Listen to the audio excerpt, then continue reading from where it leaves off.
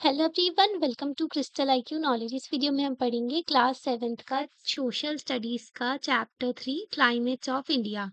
तो सबसे पहले यहाँ पर अच्छी बात बताई गई है कि जो रेन्स है ना, जो बारिश है, वो टाइम पर आनी चाहिए, है ना। तभी हमारी अर्थ में अच्छे से एग्रीकल्चर वगैरह होगा और अच्छी क्रॉप्स आएंगी, हमें खाने मिलेगा, है ना। और जो है बाकी के जो जीव जंतु हैं वो भी अच्छे से रहेंगे। ठीक है, हमारे देश में जो है टर्मोइल वगैरह कोई दिक्कत ना आए, है ना? सभी लोग पॉलिटिकल स्टेबिलिटी रहे, एग्रीकल्चर अच्छे से होता रहे, कोई भी डिज़ास्टर वगैरह ना आए, ठीक है? तो हमारा देश अच्छे अच्छे से चलता रहे। और जो अच्छे लोग हैं, जो हॉनेस्ट लोग हैं, ठीक है? सॉरी, ऑनेस्ट लोग हैं जो, वो अच्छे से रहें, ठीक है? उनमें डर ना हो और न्याय के साथ उनकी ज़िंदगी चलती रहे, है ना? उनके साथ में इनजस्टिस ना हो। इस चैप्टर में हम कई सारी चीज़ें पढ़ेंगे। हमारे देश में अलग-अलग तरीके का मतलब एनवायरनमेंट देखने को मिलता है। तो यहाँ पर जो है क्लाइमेटिक कंडीशंस भी डिफरेंट होती हैं, ठीक है? जैसे आप देख लो, राजस्थान साइड जो है डेज़र्ट देखने को मिलता है, नॉर्थ में जो है स्नोफॉल वगैरह देखने को मिलती है ना? वहाँ का क्लाइमेट थोड़ा जो है वहाँ पर ठंडा रहता है मौसम, है ना? साउथ में गर्मी ज़्यादा होती है क्योंकि वो इक्वेटर के पास होता है ना? तो क्लाइमेटिक चीज़ों के बारे में हम जानेंगे मतलब अपने देश के। और जो है मॉनसून क्या है, ठीक है? मॉनसून कैसे आता है हमारे देश में, जो फॉर्मेशन होता है मॉनसून का, हवाएँ आती हैं, ओके। जब लो लो प्रेशर कंडीशन क्रिएट होती है, जब गर्मी होती है ना, तो उस टाइम पर जो है लो प्रेशर हो जाता है ना? टेम्परेचर ज़्यादा होता है और प्रेशर जो है कम हो जाता है। तो इससे ना हमारे जो वॉइड बन जाता है, ओके, मतलब एक जगह खाली हो जाती है। तो यहाँ पर जो है ठंडी हवाएँ आती हैं, ठीक है? पानी लेकर के जो हवाएँ आती हैं, हाई प्रेशर से लो प्रेशर की तरफ विंड्स आती हैं, ओके? तो ये पानी लेकर के आती हैं, तो हमारे देश में बारिश होती है। साउथ वेस्ट मानसून देखने को मिलता है ना? हमारे देश में मानसून टाइप ऑफ क्लाइमेट कहते हैं हमारे देश के क्लाइमेट को। तो क्लाइमेट का इफ़ेक्ट भी होता है इकोनॉमी में, एग्रीकल्चर में एंड सोसाइटी में, कल्चर में, हर जगह जो देखने को मिलता है। ओके, जहाँ जैसा क्लाइमेट होगा उस तरीके का वहाँ रहन-सहन होगा, खाना-पीना होगा। ओके, कश्मीर में जब बहुत तेज़ ठंड पड़ती है ना, चिल्लई-कलन पड़ता है, चिल्लई-कुर्द पड़ता है, ठीक है? तो 40 डेज़ की जब कोल्ड पड़ती है ना वहाँ पर सबसे ज़्यादा वाली, तो वहाँ पर जो है लोग जो है फेरन होता है उनका जो कपड़े पहनने का, वो बड़े से वो नहीं पहने रहते हैं वो लोग कोट टाइप का, है ना? तो वो जो होता है फेरन होता है, ठीक है? वहाँ पर जो है कंगेर एक पॉट भी लिए रहते हैं वो लोग, जिसमें उनको गर्मी बनी रहे, है ना? उसमें कोयला जैसा कुछ रखा रहता है, ठीक है? जो कि गरमाता है। तो कल्चर देखने को मिलता है वहाँ पर, ठंड बहुत रहती है तो वहाँ की अलग डिशेज़ होती हैं खाने-पीने की। ओके, जहाँ पर गर्मी होती है वहाँ का अलग कल्चर देखने को मिलता है। आप राजस्थान साइड देखोगे तो वहाँ पर ना दिन में बहुत ज़्यादा गर्मी रहेगी, रात में ना बहुत ज़्यादा टाइम टेम्परेचर गिर जाता है। क्योंकि जो सैंड होती है ना, ज़मीन होती है, वो जल्दी गरम और ठंडी होती है, पानी के कंपेयर में। ओके, अगर हम कंपेयर करते हैं वाटर से, तो ज़मीन होती है वो जल्दी ठंडी हो जाती है और जल्दी गरम हो जाती है। इसको भी हम समझेंगे जब कोस्टल एरिया का क्लाइमेट समझेंगे तो, ओके। हम समझेंगे कि किस तरीके से क्लाइमेट हेल्प करता है हम प्रिपेयर कर सकें नेचुरल डिज़ास्टर्स के लिए। नेचुरल डिज़ास्टर जैसे कि फ्लड्स आ गए, है ना? और जो रेनफॉल बहुत ज़्यादा होने लगी, साइक्लोन्स आ गए, है ना? तो ये सब नेचुरल डिज़ास्टर्स होते हैं, जो कि कई सारी तबाही भी लेकर के आते हैं। जब बहुत ज़्यादा फ्लड आ जाती है ना, बाढ़ आ जाती है, तो बहुत सारे लोगों को अफ़ेक्ट होता है इससे, कई सारी ज़िंदगी जो है ख़त्म हो जाती हैं, लोगों की और जो जानवरों की भी, है ना? तो ये सारी चीज़ें भी हम समझेंगे। क्लाइमेट चेंज क्या होता है? अब जो इंसानों ने ऐसी हरकतें की हैं, जिसकी वज़ह से ना क्लाइमेट चेंज होने लगा है। पृथ्वी में जो है गर्मी बढ़ने लगी है ना? तो इसकी वज़ह से ग्लोबल वार्मिंग देखने को मिल रही है और गर्म होती जा रही है हमारी पृथ्वी। तो ये जो है क्या है, क्लाइमेट चेंज क्यों हो रहा है, ठीक है? इसके रीज़न्स भी हैं कई सारे और इसके कॉन्सिक्वेंसेज़ क्या हैं, तो ये भी हम समझेंगे इस चैप्टर में, ओके? यहाँ जो है 3 चीज़ों के डिफरेंस आपको बताए गए हैं, वेदर, सीज़न एंड क्लाइमेट के, है ना? तो सब लोग इंटरचेंजेबली इसको यूज़ करते रहते हैं, है ना? हम अपनी डे टू डे की जो कन्वर्सेशन होती है, बातचीत होती है, तो उसमें क्लाइमेट, वेदर और सीज़न को एक तरीके से ही हम लोग बोल लेते हैं। ज़्यादातर क्लाइमेट और वेदर को हम एक तरीके से यूज़ करते हैं। पर क्लाइमेट जो होता है ना, एक बहुत ब्रॉड टर्म होता है, ठीक है? बड़ा टर्म होता है। वेदर जो होता है, छोटा होता है। वेदर डे टू डे भी आप कह सकते हो चेंज हो रहा है। क्लाइमेट पर बहुत बड़ा होता है। जैसे क्लाइमेट चेंज होना मतलब एक सदी का चेंज हो रहा है, सदी में जो है बदलाव देखने को मिल रहा है, जो क्लाइमेट है उसमें, है ना? तो जैसे कि पहले ना ठंड हुआ करती थी बहुत ज़्यादा 1950s के टाइम पर, आज के टाइम पर ठंड बहुत कम हो गई है ना? अगर इसके कंपेयर में देखें तो क्लाइमेट चेंज देखने को मिल रहा है थोड़ा-थोड़ा, है ना?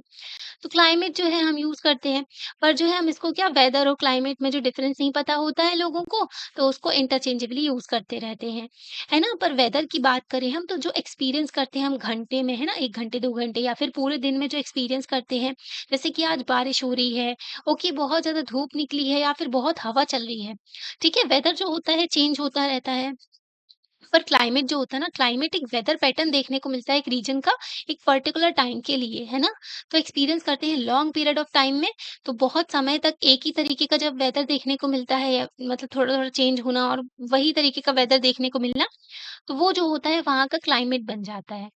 ठीक है? तो सेवरल कई सारे डिकेड्स इसमें इंक्लूड किए जाते हैं। एक डिकेड में 10 साल होते हैं, है ना?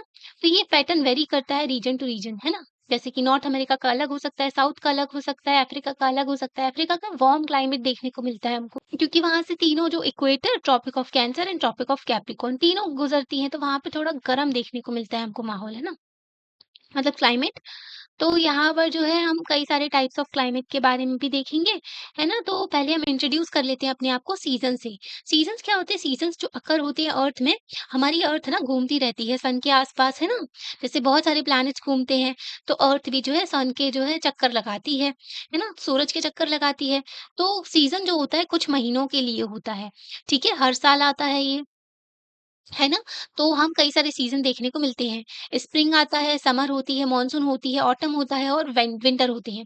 ऑटम में पतझड़ का मौसम देखने को मिलता है हमको जब पत्तियाँ गिराते हैं ना, अपने जो ट्रीज़ हैं वो। तो ये साइकिल होती है, ठीक है? ये देखने को मिलती है हमको। सीज़न जो है वेदर से रिलेट होते हैं या फिर क्लाइमेट से, ठीक है? तो आंसर है दोनों से रिलेट होता है। सीज़न जो है वेदर से भी रिलेट होता है प्लस क्लाइमेट से भी रिलेटेड होता है।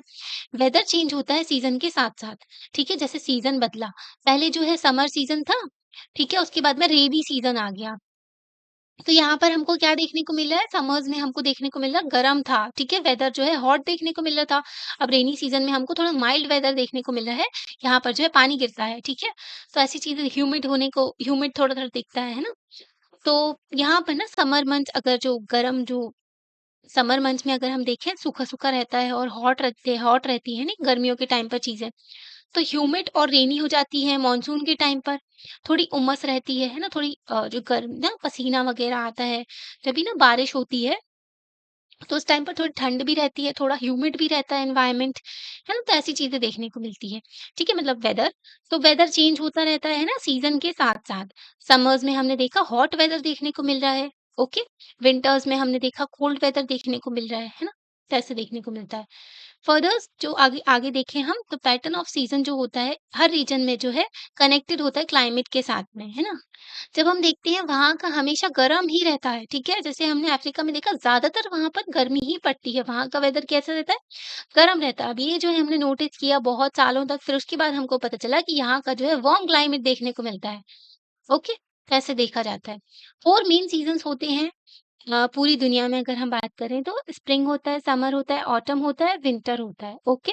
इंडिया में जो रिसीव करते हैं हम rainfall specific period of time में रेनी सीज़न जब हमारे यहाँ देश में होता है ना, बारिश का मौसम आता है, मानसून होता है, उस टाइम पर कौन-सी फसल बोई जाती है, आपको पता है? उस टाइम पर मानसून से पहले जो है कौन-सी जो राइस की जो है खेती की जाती है, ठीक है?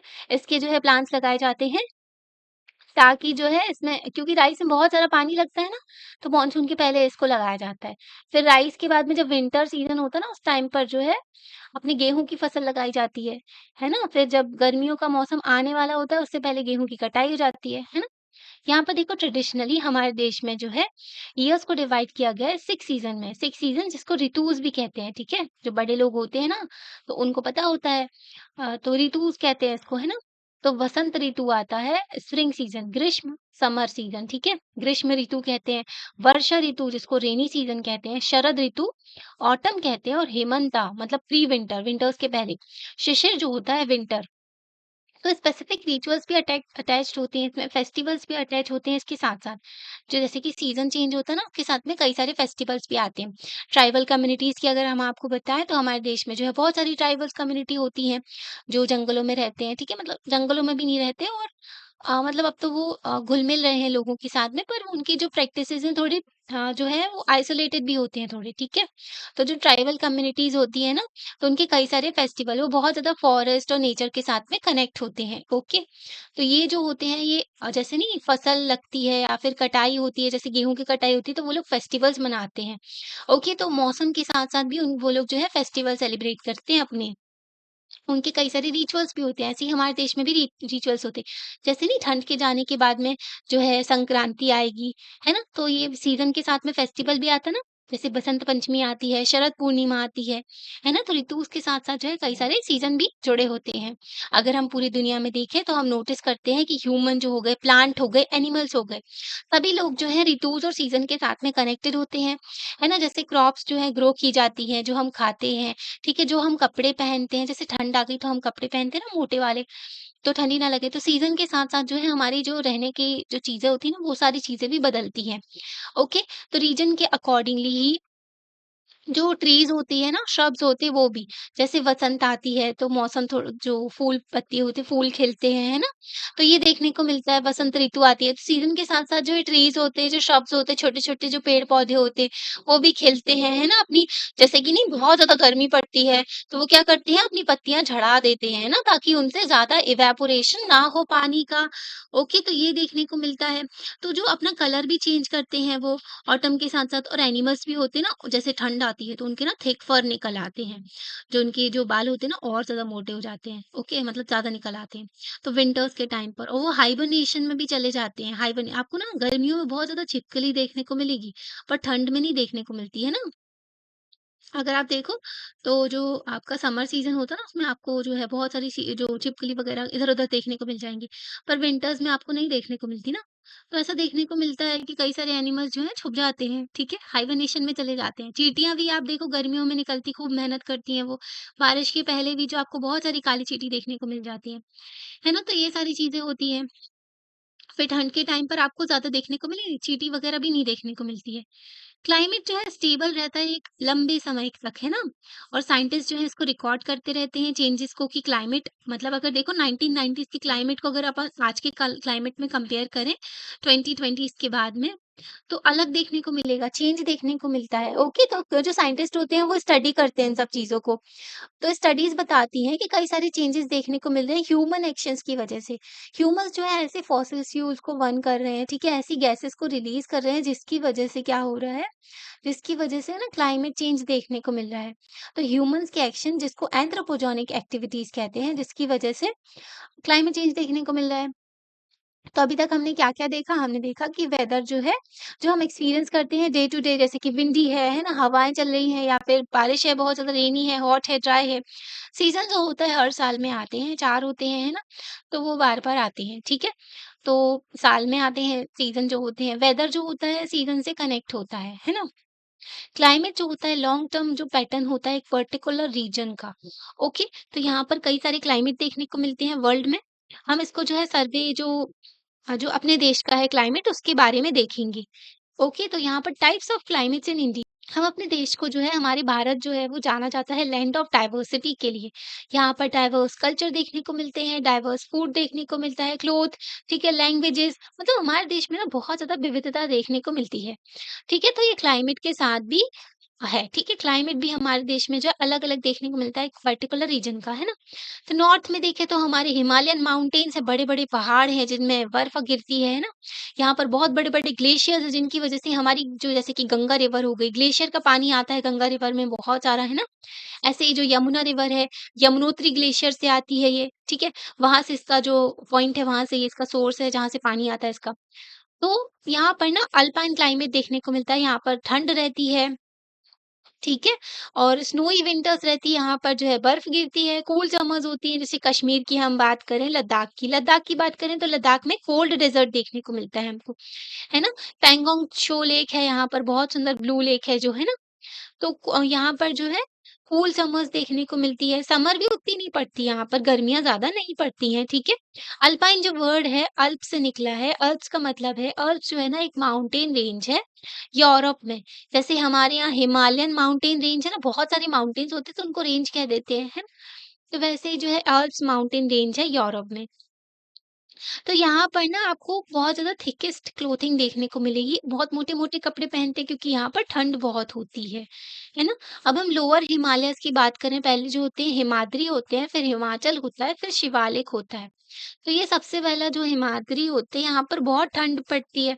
फिर अगर हम लोअर हिमालयस की बात करें, तो यहाँ पर जो है, यहाँ पर ना हिली एरियाज़ देखने को मिलते हैं, यहाँ पर क्लाइमेट जो है थोड़ा टेम्परेट देखने को मिलता है। ठीक है, विंटर्स तो पड़ती है पर उतना ठंड नहीं है जितना अगर कंपेयर करें हम जो बिल्कुल नॉर्थ में जो हिमालयाज़ है, वहाँ पर ज़्यादा ठंड पड़ती है। कहते भी हैं अगर हिमालयाज़ नहीं होते ना, हिमालयन माउंटेन्स, तो हमारा देश भी बिल्कुल ठंडा रहता, ठीक है? यहाँ पर खूब ज़्यादा बर्फ गिरती क्योंकि साइबेरिया की जो कोल्ड हवाएँ हैं ना ठंडी-ठंडी, वो हमारे देश में एंटर करती तो हिमालयाज़ इसको रोक लेते हैं, हिमालयाज़ एक बैरियर की तरह एक्ट करते हैं, ठीक है? तो इसलिए तो हमारे नेचुरल फ्रंटियर्स भी है जो हमारे देश को सबकॉन्टिनेंट बनाते हैं ना, सबकॉन्टिनेंट का फीचर भी है एक कि यहाँ पर जो है हिमालयज़ एक्सिस्ट करते हैं इंडियन सबकॉन्टिनेंट के नॉर्थ में, है ना? समर्स उतनी गर्मी नहीं होती है यहाँ पर, ना ज़्यादा ठंडी होती है, ओके? हिमालयज़ जो लोअर हिमालयज़ होते हैं, यहाँ पर जो है लोग जो हैं यहाँ पर कई सारे हिल स्टेशंस भी पाए जाते हैं। आपको पता है हिमाचल प्रदेश हो गए या फिर सिक्किम हो गए, तो यहाँ पर या फिर जो वेस्ट बंगाल में हो गए, तो यहाँ पर जो है अंग्रेज़ों ने अपना जो है चिल स्टेशन बना कर के रखे थे। मतलब हिल स्टेशंस में चिल करने आते थे ये लोग, क्योंकि वो लोग ठंडी जगह से आए थे, है ना? तो हमारे देश में गर्मी पड़ती थी, तो ये लोग क्या करते थे अपने हेड ऑफिस यहाँ बना कर के रखते थे। यहाँ पर रहते थे ज़्यादातर टाइम, ठीक है? ठंडी-ठंडी जगहों में।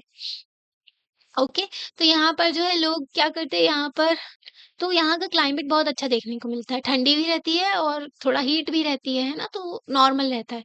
नॉर्दर्न प्लेन्स की बात करें तो क्लाइमेट जो है सब ट्रॉपिकल देखने को मिलता है विद अ हॉट समर्स, है ना? Cold winters. आप देखोगे हमारे देश से बीच में से निकलती है ट्रॉपिक ऑफ कैंसर्स, है ना? ट्रॉपिक ऑफ कैंसर जो है ये निकलती है, ठीक है? ये वाली रेखा निकलती है हमारे देश के बीच से। तो ऊपर का जो क्लाइमेट होता है ना वो टेम्परेट देखने को मिलता है जिसको सब ट्रॉपिकल भी आप कह सकते हो। है ना? नीचे का जो होता है यहाँ पर जो है आपको थोड़ी गर्माहट देखने को मिलती है क्योंकि फिर ट्रॉपिक ऑफ कैंसर के बाद में इक्वेटर आता है ना? तो यहाँ पर आपको गर्मी देखने को मिलती है, ट्रॉपिकल क्लाइमेट देखने को मिलता है यहाँ पर, ओके? तो यहाँ जो है जो इंडिया में ना यहाँ पर बहुत सारे जो व्हीट वगैरह भी ग्रो किए जाते हैं नॉर्थ की अगर हम बात करें तो, है ना? वेस्ट की बात करें अगर हम वेस्ट इंडिया की बात करें जहाँ पर थार डेज़र्ट है, आपको राजस्थान है तो यहाँ देखो ये जो है वेस्ट इंडिया, यहाँ पर नॉर्थ में हमने हिमालयस देखे हैं ना, तो अब वेस्ट में देखो तो ग्रेट इंडियन थार डेजर्ट है, यहाँ पर हमको डेजर्ट देखने को मिलता है। फिर हम नॉर्थ के जो साउथ के बारे में पढ़ेंगे, यहाँ पर जो है कोस्टल एरियाज देखने को मिलते हैं हमको, तो यहाँ का भी क्लाइमेट हम देखेंगे। ओके, तो यहाँ पर थे हम वेस्ट में थार डेज़र्ट देखने को मिलता है, यहाँ पर सूखा-सूखा क्लाइमेट होता है। यहाँ पर जो है बहुत हॉट डेज़ होते हैं और कूल नाइट्स होती है। हमने आपको बताया था ना राजस्थान साइड वहाँ पर जो है एकदम दिन में बहुत गर्म रहता है, फिर रात में जो है टेम्परेचर एकदम कम हो जाता है। ठीक है, यहाँ पर पानी भी बहुत कम गिरता है, तो यहाँ पर वाटर स्कैर्सिटी भी देखने को मिलती है, रेनफॉल कम होती है यहाँ पर। है ना? यहाँ पर लोग जो है इनका अलग तरीके का वे होता है, जिससे वो पानी वगैरह कलेक्ट करते हैं और सेव करते हैं वाटर को। ठीक है? तो यहाँ पर जो जैसे कि अगर आप कश्मीर की बात करो वहाँ पे तो पानी जम ही जाता है ना? यहाँ की बात करो आप वेस्ट की तो यहाँ पर पानी को कलेक्ट करना पड़ता है, यहाँ पर रेनफॉल भी कम होती है और रिवर भी जो है सूख जाती है ना? तो यहाँ पर जो है जैसे कि टंका सिस्टम है राजस्थान में, बहुत पुराना सिस्टम एक्सिस्ट करता है जिसमें रेन वाटर हार्वेस्टिंग की जाती है, ठीक है? बारिश के पानी को जो है सेव किया जाता है थोड़ा बहुत भी अगर पानी गिरता है तो, है ना? वेस्टर्न कोस्टल स्ट्रिप की अगर हम बात करें जो हमने वेस्टर्न ए अभी देखा था ना कोस्टल एरियाज़ में भारत के, तो यहाँ पर देखो आप तो वेस्ट में ये वाला है और ईस्ट में ये। तो वेस्टर्न कोस्टल स्ट्रिप की अगर हम बात करें, ठीक है? तो यहाँ पर हेवी रेनफॉल देखने को मिलती है क्योंकि मॉनसून यहीं से एंटर होता है, ओके? यहाँ पर ट्रॉपिकल वेट क्लाइमेट देखने को मिलता है और यहाँ पर जो है अच्छे खासे राइस और स्पाइसेस, ठीक है? जो मसाले होते हैं ना, उसके लिए भी फेमस है। हम आपको दिखाते हैं मैप में देखो। यहाँ पर देखो, ये जो वेस्टर्न कोस्टल स्ट्रिप है, यहाँ पर जो है अच्छा खासा बारिश होती है, क्योंकि इस तरफ से हमारे देश में मॉनसून की एंट्री होती है, जिसको साउथ वेस्ट मॉनसून कहते हैं। ओके, यहाँ पर जो है मसाले भी अच्छे खासे उगाए जाते हैं साउथ वेस्ट में। ओके, मसालों की खेती भी बहुत होती है यहाँ पर और राइस की भी। यहाँ पर आपको पता है साउथ में राइस को खाते हैं ज़्यादा, है ना? वैसे तो नॉर्थ में भी खाते हैं, पर साउथ में उनका मेन फूड होता है ये, ठीक है? स्टेपल फूड है जो अगर हमारे देश का स्टेपल फूड की बात करें, जो सब लोग कंज़्यूम करते हैं ना, तो वो जो है राइस है। ओके।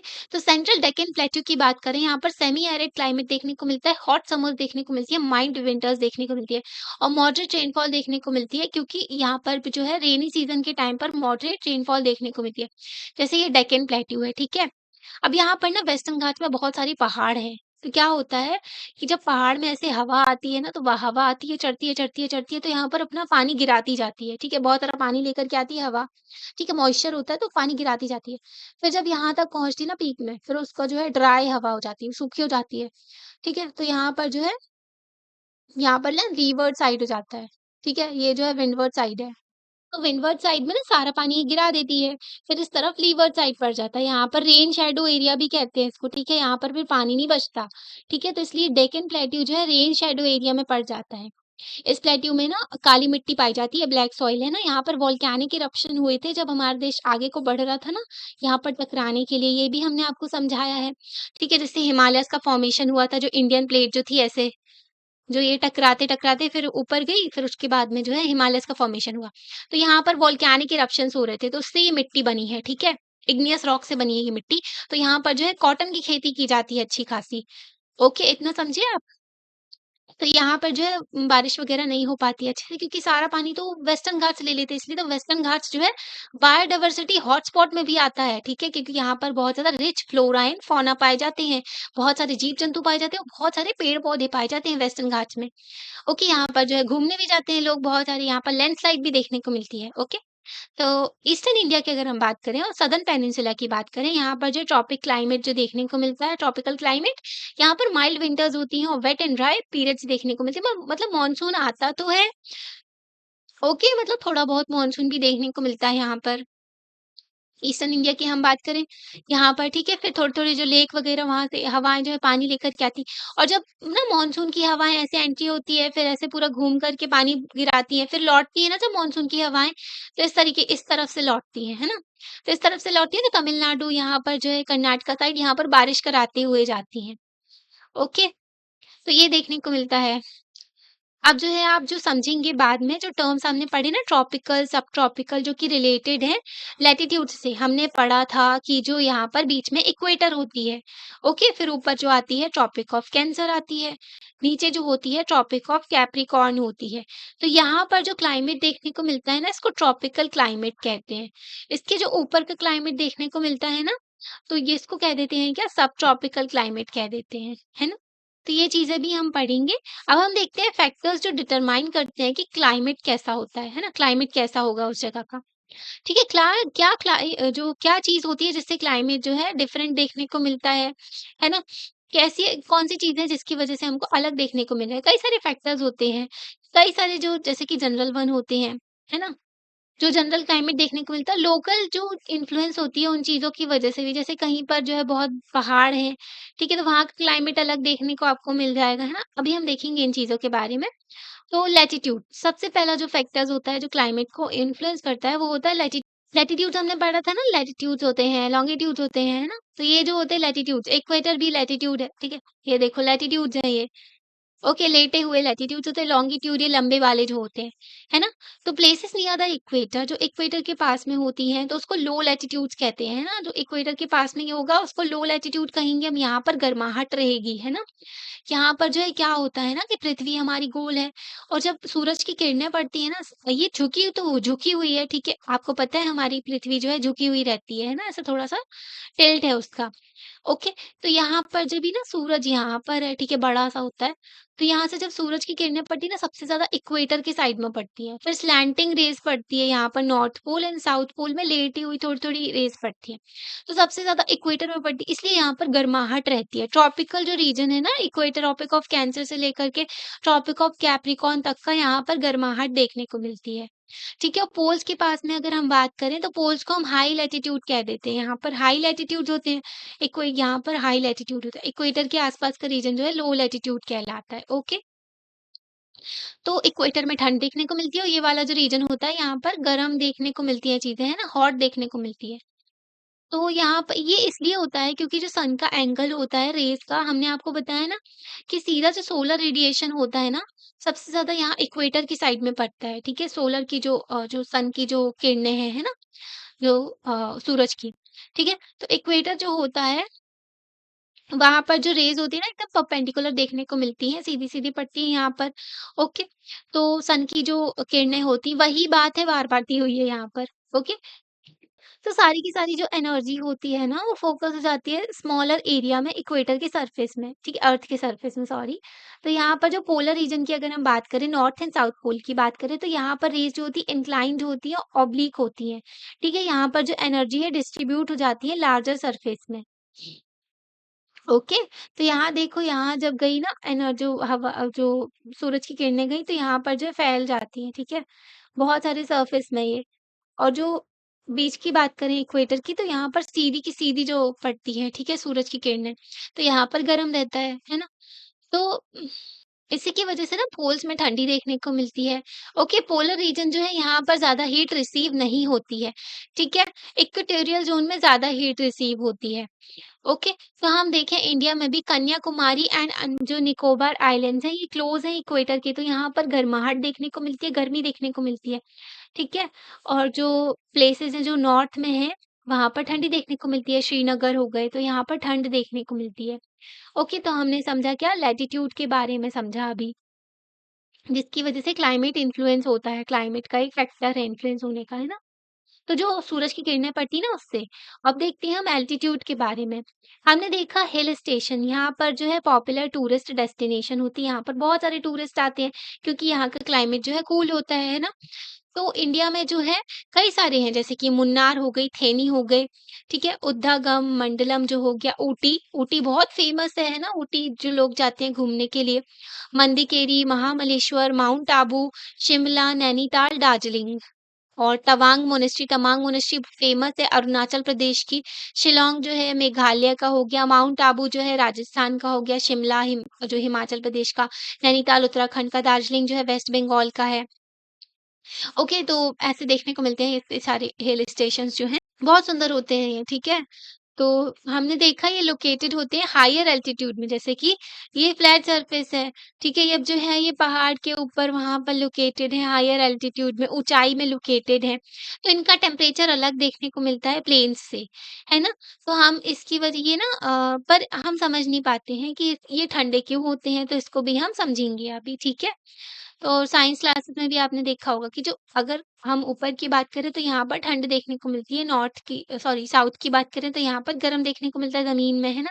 अगर हम ऊपर की तरफ जाते हैं तो यहाँ पर थोड़ी ठंडक देखने को मिलती है। जैसे-जैसे हम ऊपर की तरफ जाते हैं ना तो टेम्परेचर कम होता जाता है। एक बात आपको ये ध्यान रखनी चाहिए कि जैसे-जैसे हम ऊँचाई में जाते जाएँगे ना तो वहाँ का टेम्परेचर कम होता जाएगा। ओके, टेम्परेचर कम होता जाता है ना? तो ये चीज़ होती है जिसकी वज़ह से जो है हिल स्टेशंस में ठंडक रहती है, चाहे वो गर्म जगह में ही क्यों ना हो, ठीक है? माउंट आबू भी हिल स्टेशन है, राजस्थान में है ये। तो यहाँ पर देखो दार्जिलिंग की फ़ोटो दी है, ऊटी की फ़ोटो दी है, यहाँ पर मुन्नार हो गया, शिमला हो गया, है ना? तो यहाँ पर बताया गया एटमॉस्फेरिक प्रेशर हो गया या फिर जो एयर डेंसिटी है, वो कम होती जाती है जैसे-जैसे एल्टीट्यूड बढ़ता जाता है, ठीक है? जैसे-जैसे हम ऊँचाई की तरफ जाते जाते हैं, ठीक है? ऊपर जाने जाते हैं ना, तो यहाँ पर एटमॉस्फेरिक जो प्रेशर होता है ना, वो कम हो जाता है और एयर डेंसिटी भी कम हो जाती है। जैसे-जैसे आप नीचे जाओगे ना, जैसे पानी अगर आप पानी की बात करो, डेप्थ में जाओगे ना, जैसे समुद्र की भी डेप्थ में नीचे-नीचे जाएँगे ना, तो प्रेशर बढ़ता जाएगा एकदम, ठीक है? और ऊपर की तरफ जाते हैं हम, तो प्रेशर कम होता जाता है, ओके? तो हमने ये अंडरस्टैंडिंग द वेदर चैप्टर में भी देखा था। एयर जहाँ पर लेस डेंस होती है, वहाँ पर ठंडी चीज़ें देखने को मिलती है, वहाँ का एनवायरनमेंट जो है ठंडा देखने को मिलता है, ओके? सन हीट करता है हमारी अर्थ को, इसलिए जो है ठीक है, सरफेस को गर्म करता है सन।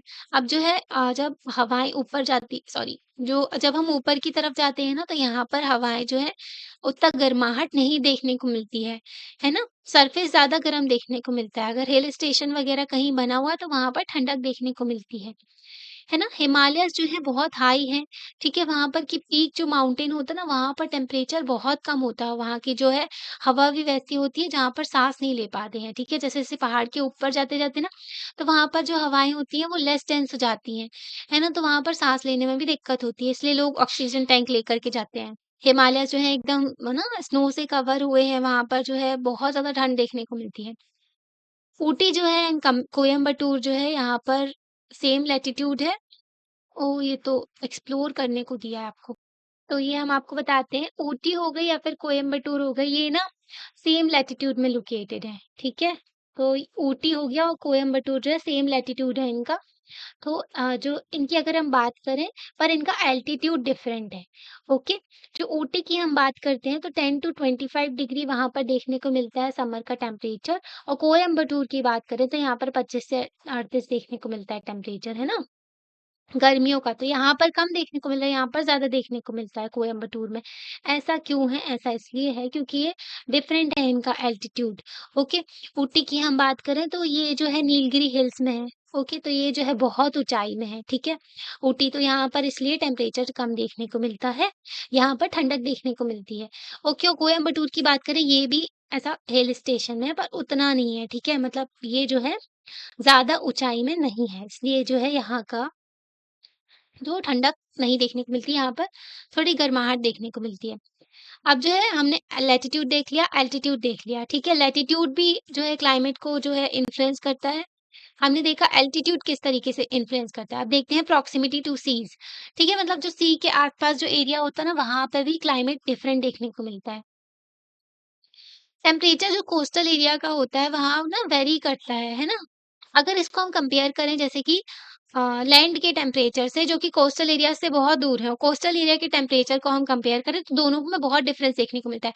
कोस्टल एरियाज़ में आपको ज़्यादा एक्सट्रीम नहीं देखने को मिलेगा टेम्परेचर, पर जो लैंड है ना, यहाँ पर ठंड भी बहुत पड़ती है, ज़मीन जो होती है यहाँ पर ठंड भी बहुत पड़ती है और गर्मी भी बहुत पड़ती है।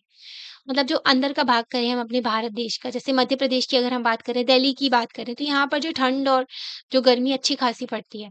पर अगर हम कोस्टल एरियाज़ की बात करें, जो वेस्टर्न घाट्स की अगर हम बात करें उसके इस तरफ वाले एरिया की, तो यहाँ पर जो है ठंड थोड़ी नॉर्मल देखने को मिलती है, ओके? तो यहाँ पर टेम्परेचर उतना बढ़ता नहीं है।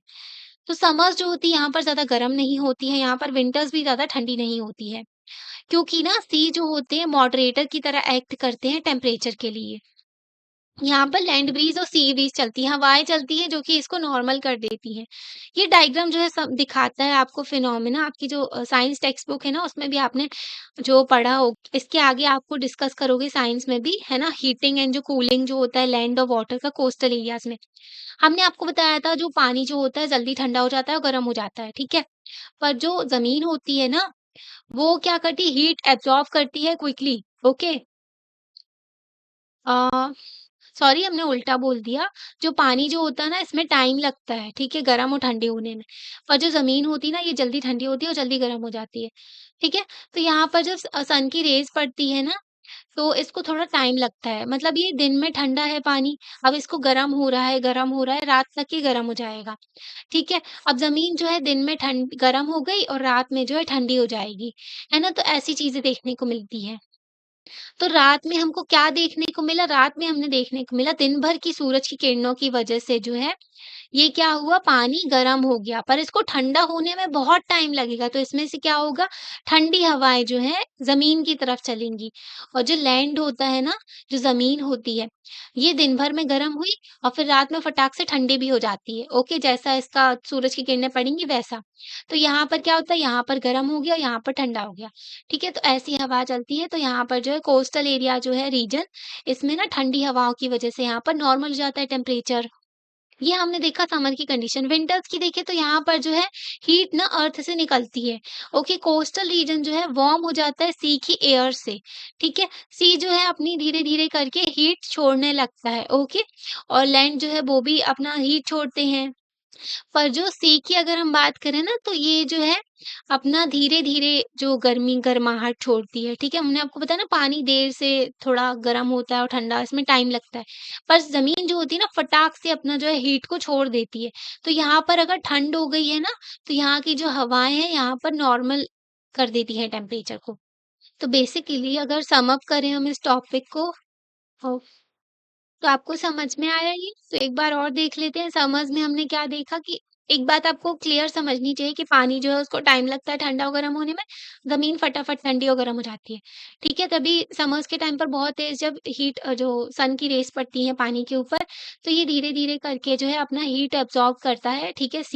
जो समुद्र होता है धीरे-धीरे और उस टाइम पर यहाँ पर धीरे-धीरे तो यहाँ पर ठंडा रहता है पानी, है ना? धीरे-धीरे गर्म होता है, पर जो ज़मीन होती है ये फटाक से गर्म हो जाती है, तो यहाँ पर गर्माहट देखने को मिलती है, तो जो कोस्टल एरियाज़ होती है ना, यहाँ पर ठंडी हवाएँ इस तरफ चलती हैं, तो यहाँ पर ये टेम्परेचर को मॉडरेट कर देती हैं।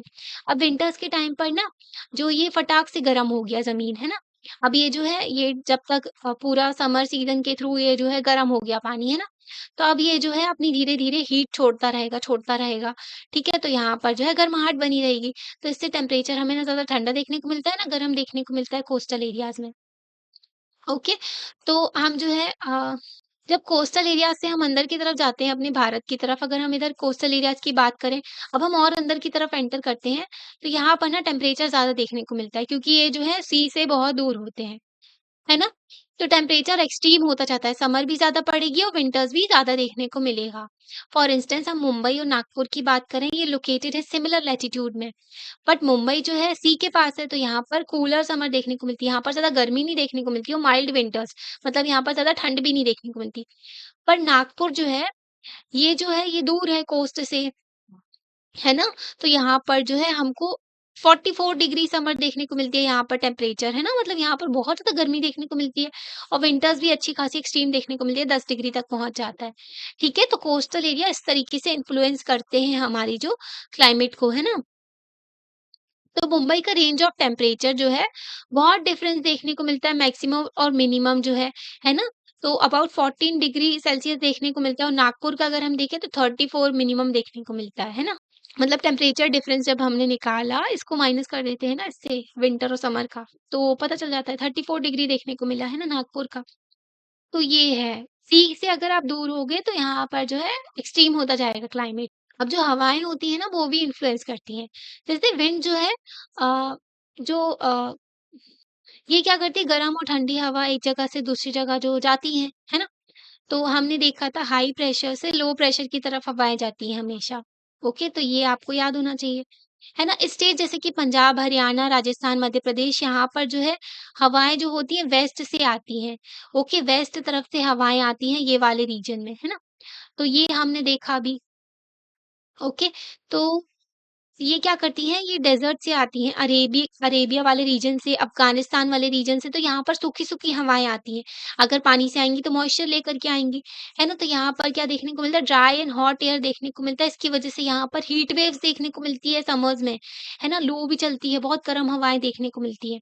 पर विंटर्स की अगर हम बात करें तो यहाँ पर जो है कोल्ड विंड्स आती हैं हिमालय से, ओके? जिसकी वजह से कोल्ड वेव भी देखने को मिलती है इस रीजन में, है ना? हिमालयन वाले रीजन में, तो यहाँ पर कोल्ड वेव्स देखने को मिलती है, ठीक है? तो विंड्स जो होती हैं वो अफ़ेक्ट करती हैं हमारे टेम्परेचर को, ठीक है? उसके साथ-साथ ह्यूमिडिटी और प्रेसिपिटेशन को भी। अगर यहाँ से विंड्स आती हैं तो हमारा जो है पानी मानसून लेकर के आती है ना? पानी लेकर के आती हैं, उसके साथ-साथ ह्यूमिडिटी भी आती है।